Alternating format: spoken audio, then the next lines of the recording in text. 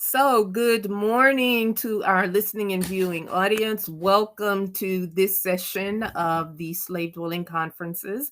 This is our 2021 virtual conference, and we hope you have enjoyed it this morning so far. This morning, I have a special treat for you. We're going to be showing a video. And I'm going to introduce that video really quickly for you so that you can see that the legacy does continue to live on in our children.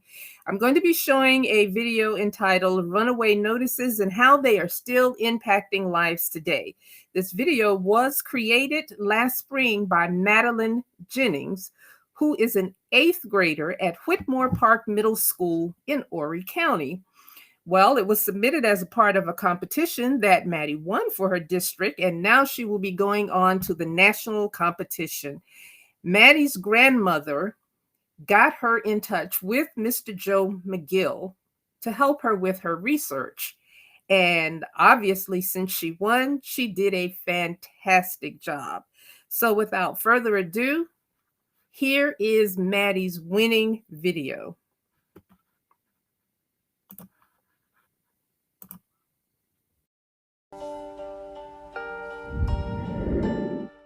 Although runaway notices were not an effective form of communication in returning fugitive slaves, they are useful today in helping people find their ancestors and helping us prevent these atrocities from happening again. In the late 17 to 1800s, Africans were kidnapped from their communities and were shipped off to the Americas on slave transport ships. After they arrived in the Americas, they were auctioned off to white males to work as slaves on plantations. Enslaved Africans were forced to work from sunup to sundown, with their only breaks being the times they ate breakfast and lunch each day. They were also given Sunday off for worshiping purposes. They lived in small cabins on the plantation. More often than not, the slave cabins housed 2 families. Each family had to share a sleeping space and a dining space, which were easily crowded in the compact cabins. The housing units often had a dirt floor and 1 bed, along with a dinner table that had to be shared amongst the families. It was harsh. It was a life of, by law, no ownership, not even of your own freedom or well-being. Being enslaved and knowing that you are owned by someone, it was, I'm sure, on their minds. I'm sure from birth, if they were born here, they were indoctrinated into a system that regarded them as less than, 3/5 of a person. Soon, African Americans began to realize how poorly they were being treated and started making attempts to flee the plantations. They would often escape in groups and travel to a safer destination via the Underground Railroad. Due to the Fugitive Slave Act of 1850, slaves were no longer able to travel to free states for refuge because the act stated that they had to be returned to their captors even if they were found on the free soil of the North. As a solution, they began running away to Canada.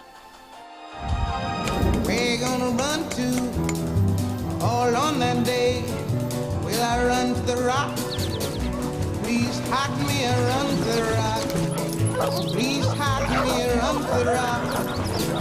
Please hide me, Lord, all on that day. So I run to the river. White slave owners became angry because fugitive slaves lurked about farms and plantations, sometimes robbing owners, stealing food, and generally doing what was necessary to survive in a hostile environment where they were targets of slave catchers and citizens seeking rewards for capturing runaways, says encyclopedia.com. Slave owners started to put ads in newspapers to send out descriptions all over the country to get their slaves back. These ads helped preserve detailed information and descriptions of Africans that escaped plantations. The communication devices contained in these ads were a step up from the previous means of communication, which were usually just word of mouth. As the information was passed around, it would become mixed up and incorrect, unlike the information found in the Runaway ads. So, what exactly were found in these ads and what did they communicate? These ads contain descriptions of runaways such as a given name, estimated height, weight, and ethnicity. Unlike the basic seller ads used to auction slaves off, these ads do not contain positive personality descriptions. Slave owners like to highlight negative qualities such as attitude and even brandings and scars found on slaves. As you will find in these advertisements that are out there, that a lot of these enslaved people knew how to read and write, and they'll also describe them because the person who was reading this ad is going to need a physical description of what he or she is looking for. So in that case, you can get more information from an enslaved person's runaway ad than you can get to find out how his enslavers looked, because not all enslavers had their pictures drawn. Thanks to these ads, we have record of 3 enslaved Africans who fled from Drayton plantations in Charleston, South Carolina. Although these descriptions were very detailed, many of them could fit the qualities of more than one slave and even freed blacks. You're no free man. You're nothing but a Georgia runaway. Since these ads could lead to corruption and even criminal acts, I talked with Officer Jeremy Biggerstaff of the Horry County Police Department to see just how successful these ads would have been compared to modern-day wanted ads. So just a little flyer with describing someone. It's really not much information to be able to turn someone over, because quite a few people look alike. It's better now to have pictures and recognition of people than just describing them with some little drawing on there. Definitely those aren't going to find you anybody. That could have been anybody you walk by. You could say, well, they're close to 5'8", 5'9", 5'10". No one's going to have it accurate, just looking at someone, be able to tell off their height and weight. And that's what nowadays, you'll be able to add pictures in there. And even when you interview someone now, I had someone robbed not too long ago out on the road, and I got a description from one person, hey, they're like 5'7". Another person said, well, they're taller than you and I'm 6'1". So someone's, just the way they look at someone could be way off from ways that someone else sees them. Although these ads were not necessarily useful for what they were intended for, they can be used today for genealogy purposes. Since these ads contain things like gender, age, names, and full body descriptions, the ads are capable of helping people in today's world track and locate their ancestors. Well, it communicates that person. It's a story. It's a imprint of their life, of a person who history has forgotten, because the enslaved, in most records, not all, but in most records, they're just named as a woman, age 30, worth $200.